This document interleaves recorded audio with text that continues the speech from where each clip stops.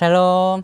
사랑하는 고등부 여러분들, 오늘은 마가복음 큐티 헌정대 51일차예요. 교회가 붙들고 가야 할 십자가라는 제목으로 마가복음 16장 14에서 20절까지의 말씀을 함께 나눠볼게요. 지난 시간에 이야기를 나눴듯이 마가가 기록한 마가복음은 마가복음 16장 8절에서 끝났고 후대에 공동체의 신앙으로 필사자들에 의해 추가되었을 것이라고 이야기를 나눴어요. 어쩌면 16장 8절에서 마가복음이 끝난 것이 성도들이 생각하기에는 어색하게 생각할 수 있어요. 마가가 복음서를 결말 없이 그렇게 끝냈을 리가 없어 라고 생각할 수 있지만 꼭 그렇지만은 않아요. 미국 케네디 대통령의 생애를 그린 영화가 있는데요. 그 영화는 그가 1963년 11월 22일 텍사스주에 있는 한 도시 댈러스를 방문하는 운명적인 장면으로 끝을 맺어요. 자동차들이 댈러스 거리를 가로질러 퍼레이드를 벌여요. 케네디 대통령과 영부인은 밝은 햇빛 아래에서 오픈카에 앉아 행복하게 손을 흔들어요. 그리고 바로 그 장면에서 영화는 끝나요. 총성이 울리고 대통령이 앞으로 쓰러지고 사람들이 우왕좌왕하는 모습은 전혀 등장하지 않아요. 하지만 이것은 관객들에게 더 강한 메시지를 줘요. 왜냐하면 모든 사람들이 그 다음에 무슨 일이 벌어질지 알고 있었기 때문이에요. 마가복음을 처음 접했던 초대교회 성도들 또한 마찬가지였을 거예요. 마가복음 14장 28절과 16장 7절 말씀인데요. 예수님과 제자들이 다시 만난다는 예언이 실제로 이루어졌다는 것을 모두가 알고 있었기 때문에 마가는 그것을 일부러 기록하지 않았을 수 있어요. 그리고 당시 구전 문화와 마태복음, 누가복음에 기록된 부활하신 예수님 이야기를 바탕으로 에필로그를 추가하여 마가복음을 완성했을 것이라고 생각해요. 그리고 한편으로는 이 말씀 또한 성령의 감동으로 쓰인 하나님의 말씀으로 믿고 오늘 말씀을 나눠볼게요. 오늘 본문 14절에서는 예수님께서 식사하고 있는 11제자를 만나주셨어요. 예수님의 제자가 12제자가 아니라 11제자라고 말씀하고 있는데요. 가룟 유다가 예수님을 배신하여서 유대 종교 지도자들에게 팔아넘기고 스스로 목을 매달아 자살했어요. 그래서 가룟 유다를 뺀 나머지 11제자라고 말씀하고 있는 거예요. 예수님이 죽으시고 부활하실 것이라고 귀에 피가 나도록 제자들에게 예수님이 강조하셨는데요. 그들은 여전히 믿으려고 하지 않았어요. 주님은 그런 제자들을 책망하시고 제자들에게 너희는 온 세상에 나가서 만민에게 복음을 전파하여라 라고 하는 선교의 사명을 주셨어요. 믿고 세례를 받는 사람은 구원을 받을 것이지만 믿지 않는 사람은 정죄를 받을 것이고 믿는 자들에게는 표적이 따를 것이라고 예수님은 말씀하셨어요. 세례가 구원의 필수 조건은 아니지만 세례라는 것은 깊은 의미를 가지고 있어요. 나는 예수 그리스도와 함께 십자가에서 죽었고 예수 그리스도와 함께 새 생명을 얻은 자입니다 라고 하는 고백을 교회 공동체 전체 앞에서 했어요. 이것은 당시 박해를 받는 상황에서 생명을 건 것이었어요. 어쩌면 세례를 형식적으로 받는 데 그치는 현대 교회가 되새겨 봐야 할 말씀인 것 같아요. 19절에서 예수님이 승천하실 때에 하늘로 올려지사 우편에 앉으시니라 라고 말씀하고 있는데요.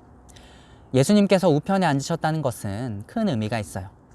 그 의미를 알아보기 위해서는 마가복음에서 중요한 주제인 하나님의 아들에 대해 간단히 살펴봐야 하는데요. 마가복음의 처음 시작에서 하나님의 아들 예수 그리스도의 복음의 시작이라 라는 고백으로 예수님이 하나님의 아들이라는 선포를 했어요. 그리고 온 인류를 대속하신 예수님의 십자가 죽으심을 바라보며 로마 황제 수하에 있는 백부장이 로마 황제를 신의 아들로 모시는 백부장이 이분이야말로 정말 하나님의 아들이었구나 하고 고백했어요.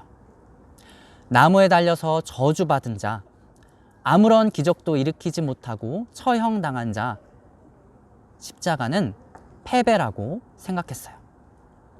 로마 통치 아래, 유대 종교 지도자들의 폭력 아래 겉으로는 실패하는 것처럼 보였던 예수 그리스도의 십자가가 백부장의 고백을 통해 사실은 승리였다는 것을 우리들에게 보여주고 있어요. 시편 110편 1절 말씀에서 다윗은 하나님의 우편에 앉아 계신 분을 메시아, 즉 그리스도라고 고백하고 있어요. 그리고 사무엘하 7장 14절 말씀과 시편 2편 7절 말씀에서는 이 메시아를 하나님의 아들로 나타내고 있어요. 정리해보자면 오늘 본문 마가복음 16장 19절 말씀에서 예수님은 메시아이시며 하나님의 아들이시라는 것을, 부활하시고 승천하심으로 하나님의 보좌 우편에 앉으신 것을 증명하셨어요. 예수님이 십자가에서 패배하신 것이 아니라 승리하셨다는 것을 부활하시고 승천하심으로 하나님 보좌 우편에 앉으신 것으로 입증하셨어요. 하나님은 골로새서 2장 15절 말씀에서 사도 바울을 통해 이렇게 말씀하세요. 통치자들과 권세들을 무력화하여 드러내어 구경거리로 삼으시고 십자가로 그들을 이기셨느니라. 십자가로 그들을 이기셨느니라. 아멘. 오늘 본문 17절 말씀에서 예수님은 믿는 자들에게 표적이 따를 것이라고 말씀하고 있는데요.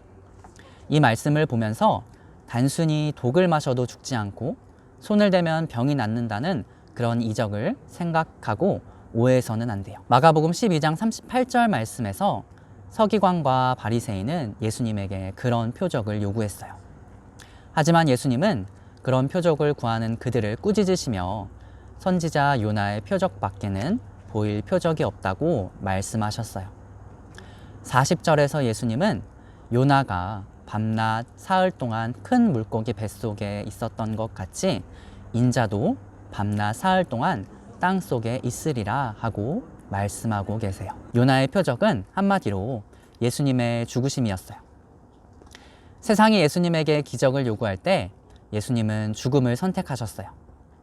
십자가의 죽음을 통해 인류의 죄를 대속하셨어요. 그렇게 타락한 인류에게 참된 회복을 선물해 주신 거예요. 그래서 기독교의 가장 위대한 표적은 예수님의 십자가라고 할 수 있어요. 우리 모두는 십자가밖에는 자랑할 것이 없는 사람들이에요. 마가복음의 결론이에요.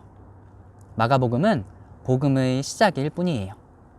예수님은 마가복음에 나온 주님의 이야기를 이제 복음을 전하는 제자들의 이야기로 계속 이어가게 하세요. 그것이 바로 사도행전이에요. 그리고 주님은 그 이야기를 현재 마가복음을 읽고 복음을 깨닫고 전하는 우리의 이야기로 이어가게 하세요.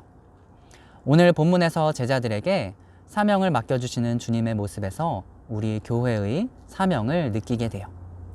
사랑하는 고등부 여러분들이 오직 예수 그리스도의 십자가만을 붙들고 늘 주님과 동행하기를 소망해요. 오늘 마가복음 큐티 헌정대 마지막 날이에요. 마지막 날인 만큼 말씀을 묵상하며 적용할 점을 꼭 적용해 보기를 바랄게요. 돌아오는 주일에는 마가복음 큐티 헌정대 기간 동안 받은 은혜를 서로 나누면 좋겠어요. 그동안 참고한 자료를 일일이 이야기하지는 않았는데 마지막 날인 오늘 51일차 유튜브 영상 설명란에 달아놓을게요. 오늘은 제가 기도하고 마칠게요. 하나님, 마가복음 큐티 헌정대 51일간의 기간을 은혜 가운데 잘 마치게 하시니 감사드립니다. 오늘 기간 동안 고등부의 귀한 학생들과 선생님들이 예수님의 삶과 고난에 동참하며 사순절 기간을 보낸 줄 믿습니다. 너희는 온 천하에 다니며 만민에게 복음을 전하라 말씀하신 주님의 사명을 붙들고 세상에 복음을 전하러 나아갑니다. 앞으로 성령 강림 주일을 기대하고 소망합니다. 성령 하나님, 저희와 늘 동행하여 주실 줄 믿고 감사드리며 이 모든 말씀 우리의 구주 되시는 하나님의 아들 예수 그리스도의 이름으로 기도드립니다. 아멘.